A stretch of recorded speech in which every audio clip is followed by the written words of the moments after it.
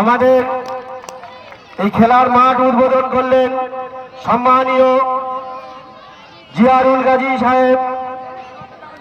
আমাদের এই মাঠে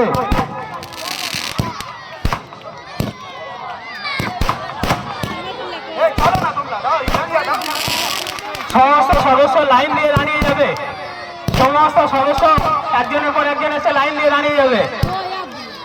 সমস্ত সদস্য লাইন দিয়ে দাঁড়িয়ে যাবে। প্লেয়ারদের উদ্দেশ্যে বলছি, আপনারা বল প্র্যাকটিস করবেন না, আপনারা দুবারে লাইন দিয়ে দাঁড়িয়ে যান। অধিনায়কদের উদ্দেশ্যে বলছি, আপনারা আপনাদের প্লেয়ার দাঁড় করিয়ে দিন।